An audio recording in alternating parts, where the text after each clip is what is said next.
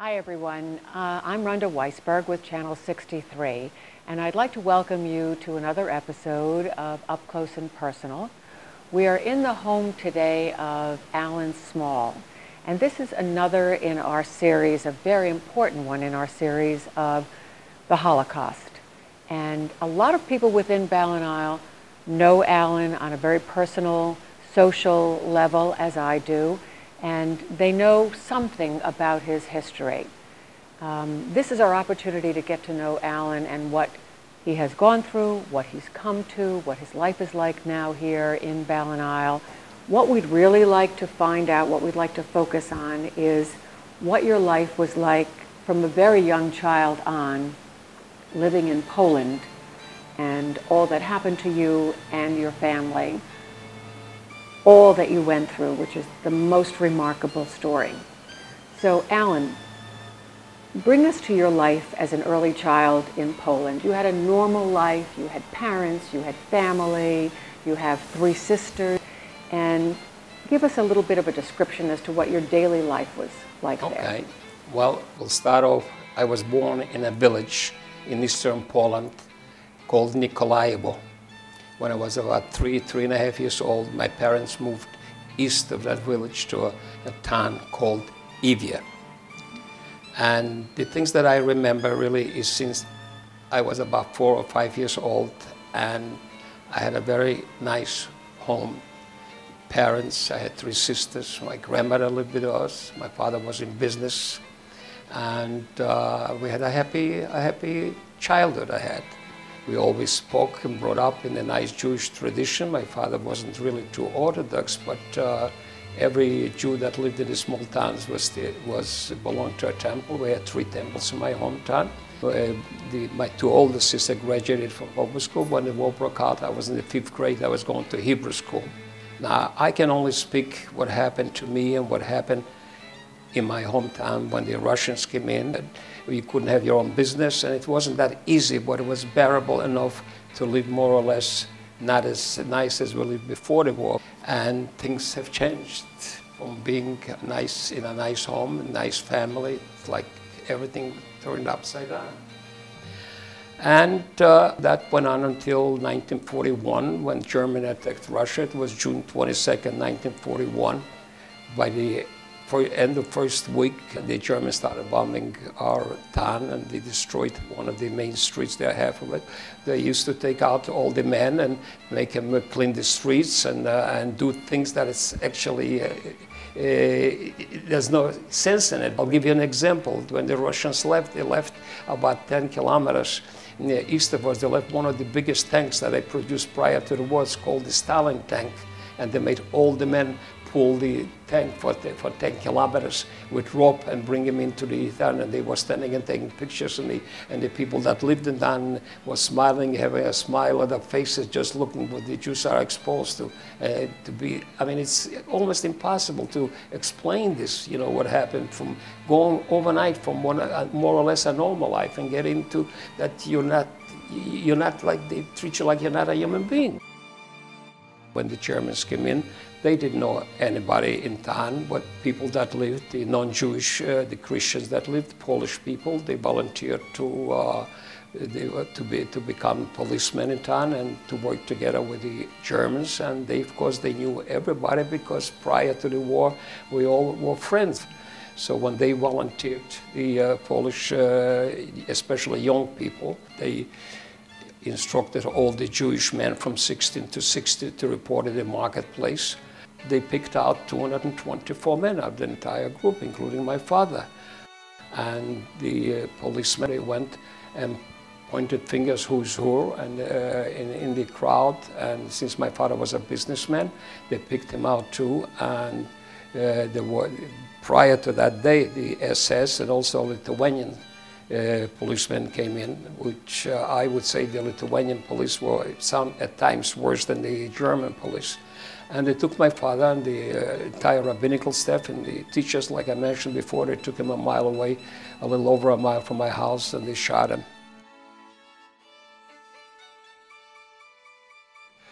And that went on until from August 1st, my father was killed, until by the end of that same year, they gave an order for all the Jewish people. You know, they assigned a certain quarter in town, and they made it to be segregated from everybody else.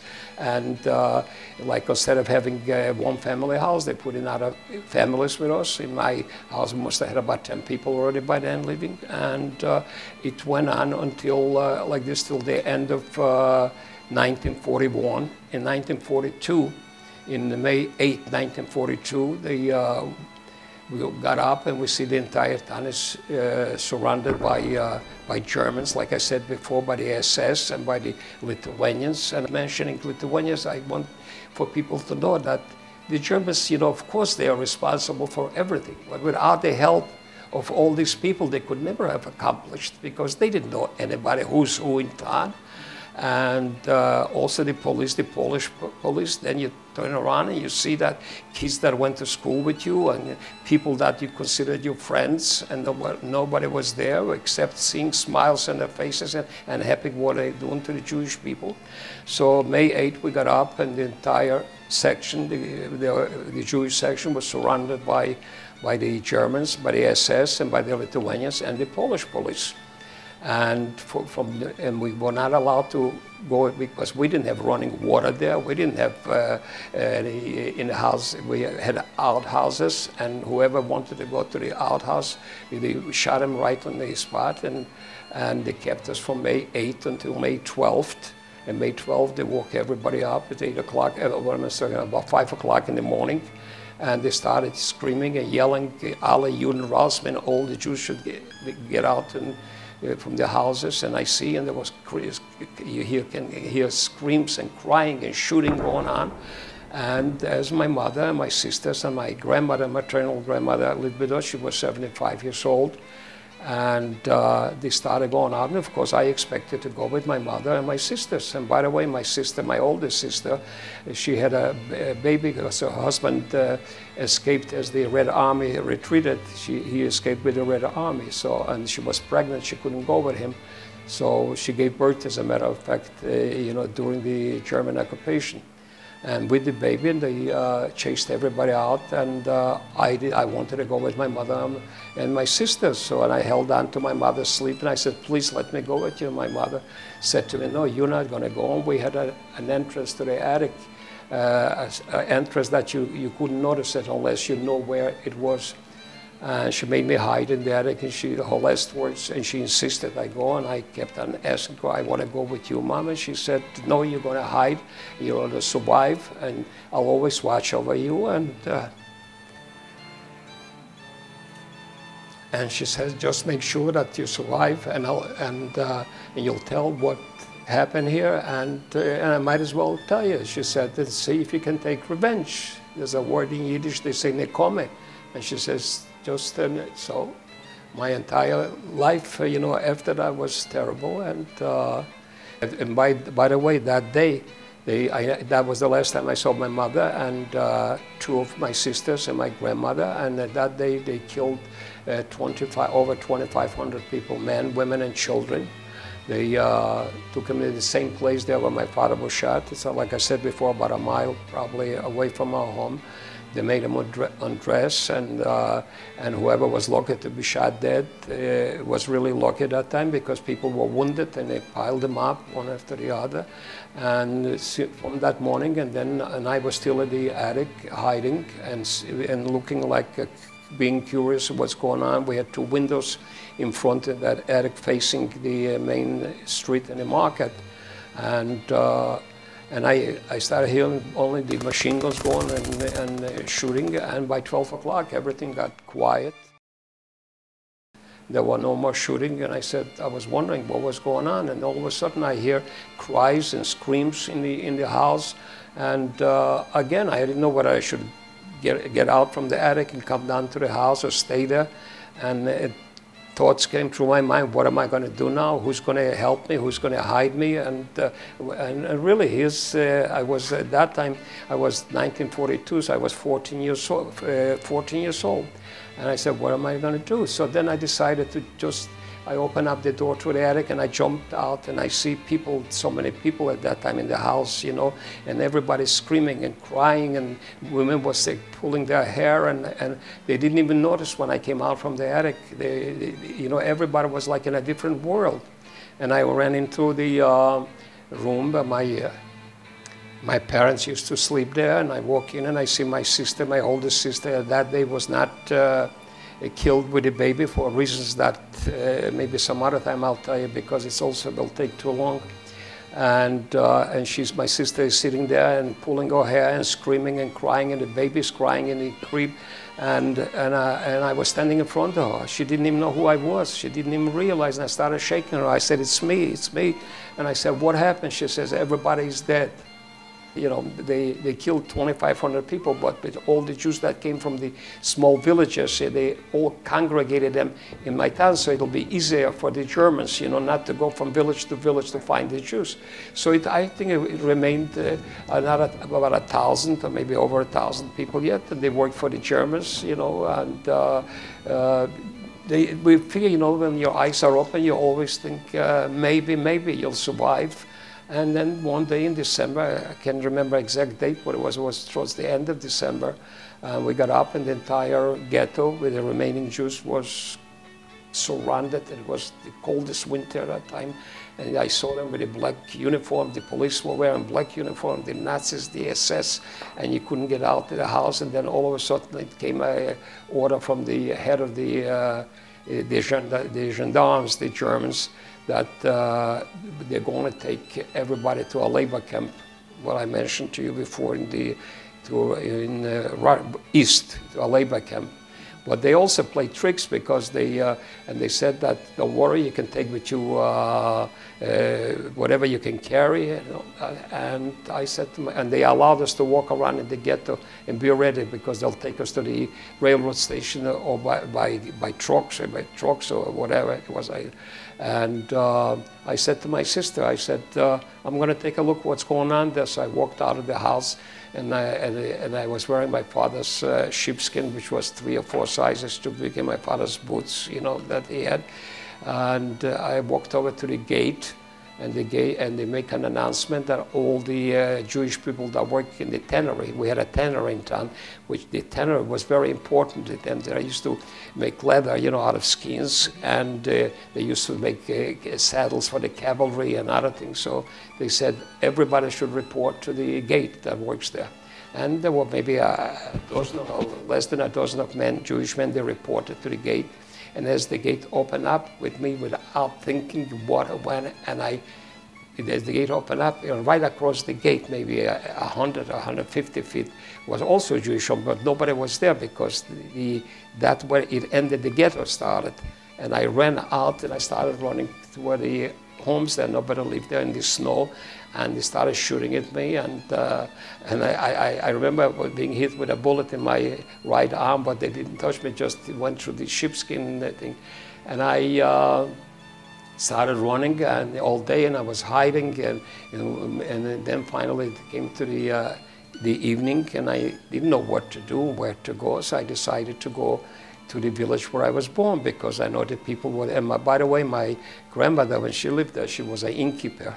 So I said, I'll go there, and I'm sure that the people over there, they always got along with the Jewish people, you know. The villages there, they didn't, you know, of course there was anti-Semitism, but especially in those villages, the Jews and the Christians got along very nicely in the village where I was born. And it took me all night almost to walk through the forest. I had to get there, and I was afraid. While I was walking, the dogs were barking every area that I walked, and I was scared, but I made it. It was, I would say it took me a few hours to get there, because the snow was heavy. And I came to that village, and I knocked on the door to my grandmother's house. I knocked on the door, and the woman opened up the door, and she knew me, because, by the way, when my grandmother, before she moved to live with us in town, she stayed there in that village, and everybody knew her. And I used to go when I was a kid, yet to go to spend the summertime, maybe a week, sometimes 10 days. And when the woman opened up, the Christian woman, she saw me, I was like an icicle, frozen almost, walking inside, and she grabbed me, pulled me in the house. And then I found, again, like I said, to go into detail everything, it's impossible, but this is how I was there, and that's where I met up with the partisans. Partisan is actually, you know, during the Second World War, a lot of, not only the Russians started the partisans, it was when they escaped and they were organized in small groups in the forests, you know, and fighting in all over Europe. It was actually the partisans, you know. And in Russia, there's many names how to explain, but partisans in Europe, when you say partisan, is attributed to people that were fighting during the war against the Germans. When they say fight out in the open fighting, they were in the forest. They used to, like I said, they destroy the bridges, they destroy trains and all that, and that's a partisan. And there were Jewish partisans, which they escaped. It wasn't easy, and they joined the Jewish partisans. And during the war, there were between 20 to 30,000 Jewish partisans in all the European countries. But I would say, in my personal opinion, it was more or less more in the east of Poland. You know, it was closer to Russia. And but it was a problem because it wasn't easy to escape. And when they escaped, the Jews from the ghettos, to join the partisans didn't want to take him in because they expected you to come with a rifle or to get rifles or machine guns or whatever it is. They didn't want to take you in. And then if you wanted to go back, you had to fight two kinds of partisans. In your life, the Jews had to fight. But maybe, you know, I'm more outspoken, and I usually tell it, and I hope that people try to understand me. Not that I have against there's good and bad among everybody, but we had a lot of problems even because there were also Polish partisans. There were it was Army Krajowa, there was the People's Army, there was another one, and they actually wouldn't take in any Jews, and they wouldn't help them, the Polish. And many occasions, they used to kill the Jews, take the rifles from them, and not to accept them to their partisans. The same thing was also with the Russians. The anti-Semitism was very great. It flourished. In other words, after the war broke out, and all of a sudden you thought it was anti-Semitic, but everybody was anti-Semitic. Even the Russian partisans was hard for a Jew. You had to prove yourself when you were in the Russian partisans. In the beginning of January, which in all my papers says from January 1st, I was with the Russian partisans, and I was, by then already I was 15 years old, and they gave me a hard time because I was mostly with Russian partisans, not with Jewish partisans. I had maybe a handful of 5 or 6 Jewish partisans. Some of them were from my hometown with the Russians. And it took me about 5 or 6 months, you know, before I got used to them. You know, I didn't know how to use the rifle. I didn't do so. I used to go on missions, you know, with the, of course, it was a brigade, and each brigade in the partisans were named after a Russian leader or a communist leader, you know. I mean, so the brigade that I was called Stalin's Brigade. And they had a reputation for being very anti-Semitic, the Italian Brigade. In 1944, when the German army started retreating, I was a scout in a horse that we took away from a farmer. Then in a battle with the Germans, we took the cavalry horses, and I was riding a cavalry horse, you know, me and another scout who was a gypsy, because the Germans killed the gypsies too, you know. And they sent us on a mission, just the two of us, you know, to deliver some to the Russian army already behind the lines. And I ran in with him. We were riding on the German, the cavalry was pretty good horses, and we're riding to see a fire there. We thought it was partisans, and we get close to them, and we see it's all Germans. With the fire burning at night, and I said to him, his name was Vanya. I said, Vanya, they're not ours. They are Germans. So we turned around with the horses, and they go fast. If I had a farmer's horse, I would be dead today. Well, what I want to say is that I mentioned that when we came to Minsk, and like I explained to you before, that since I was 16, you know, you have it all there. They didn't take me to the army, so I came back to my hometown. And when I came back to my hometown, and I hitchhiked from Minsk to hitchhike because, you know, at that time there were no train schedules, there were no buses, and nothing. You know, you have to go on military truck. So I stopped that truck and I said, "Which way are you driving?" So he says, and he had to go through my hometown. So I'll never forget, that was in 1944, because like I said, whoever was not old enough to go into the army, they let them go back to their hometown where they come from.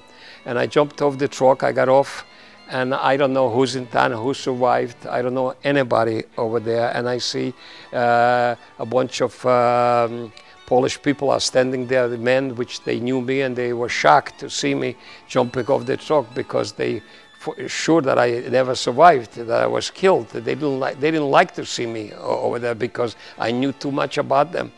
And I walked into the police station, the KGB and all that, and I found out who's alive, and it just happened my second cousin survived also in Belsky Satrat with his wife and a little girl. And they told me that he lives about a quarter of a mile away from the center of town. So the first thing I did, though, I went to my house, and I see my house is standing over there. And I walked in, that's right. I walked into the house. I didn't know the people that lived in town. I walked in from one end to the other. And of course, I was choked up with emotions, and I walked out.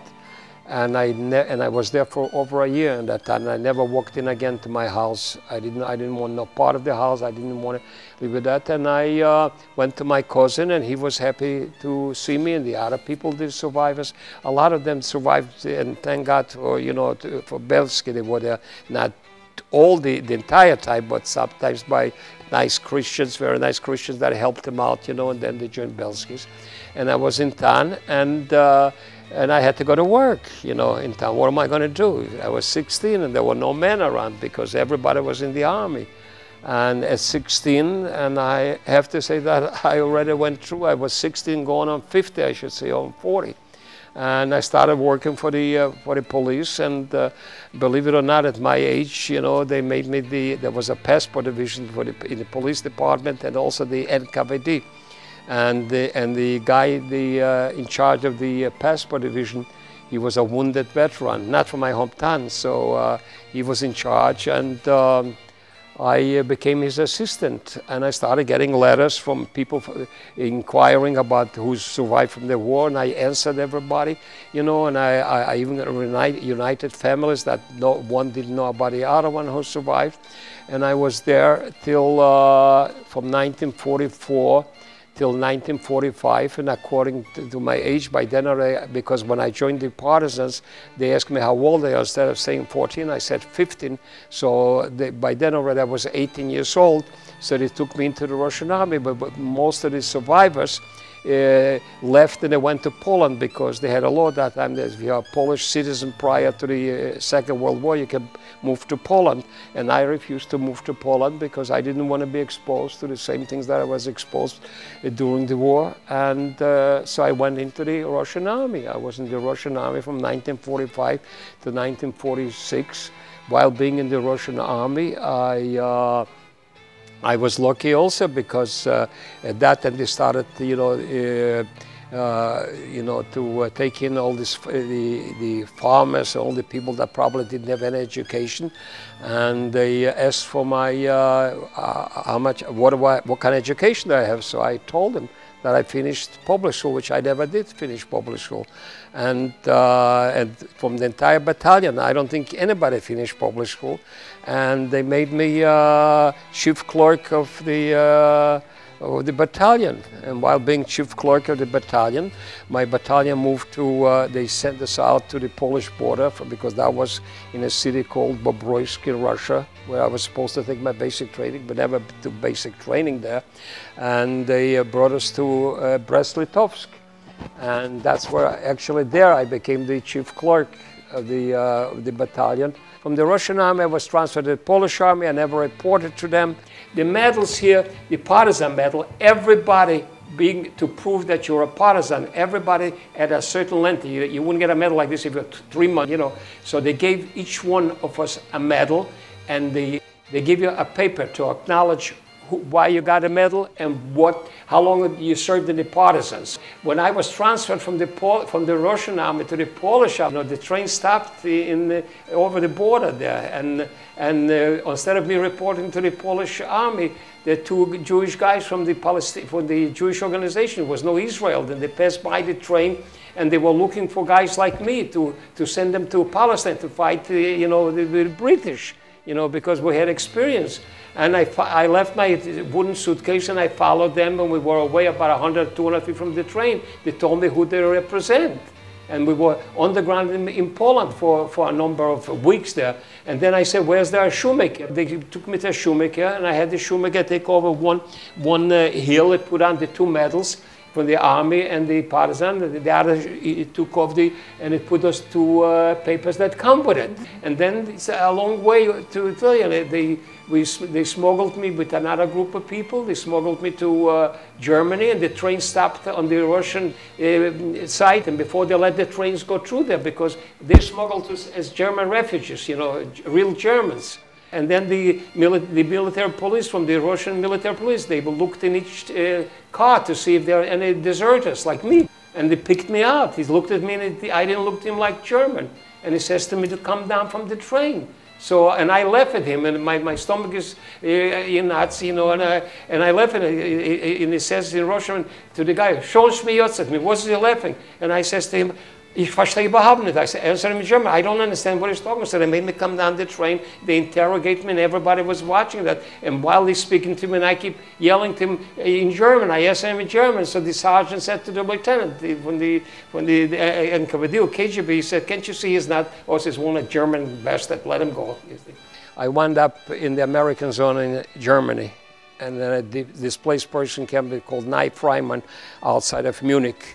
And I was there from 1946. I got there in spring of 1946, and I was there till 1947. And actually, originally, I was supposed to go to Palestine that time, but by then already I got in touch with my uncle in America, my mother's brother. And I came to New York City, July 17, 1947. And my uncle, they didn't have any children. Of course, he's everything. When I talk about my uncle, he's like my own father. They were very good to me.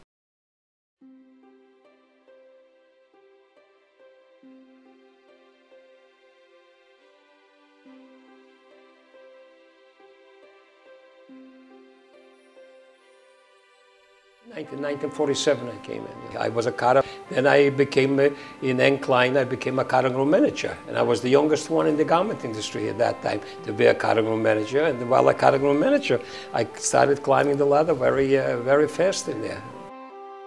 And I improved production, and I did a lot of things that the company was very happy with me. And after a short time, I became assistant production manager. Then I became production manager. And we had an office in Hong Kong at that time already. The company started growing, and as the company grew, I was promoted, kept on being promoted, and I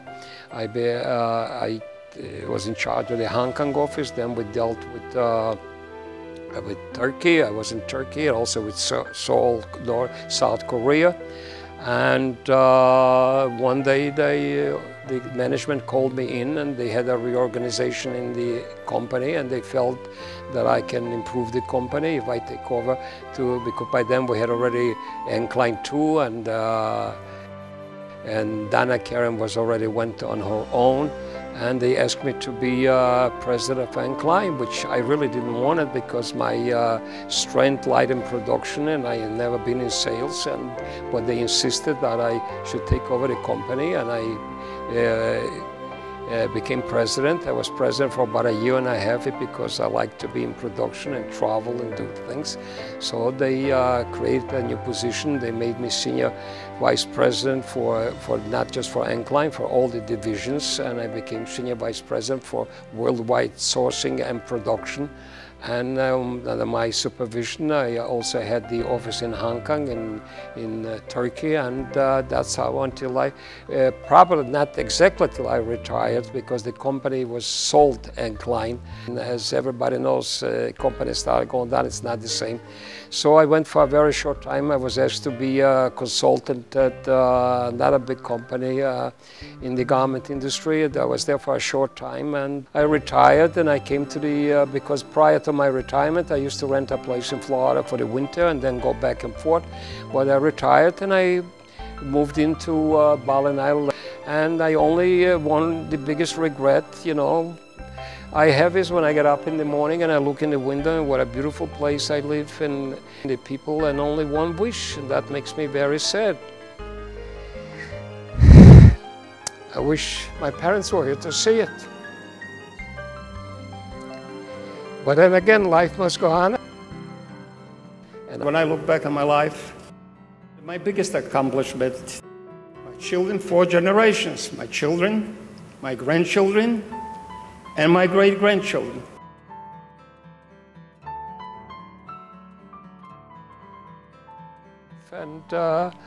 And I would say this is what I'm doing right now.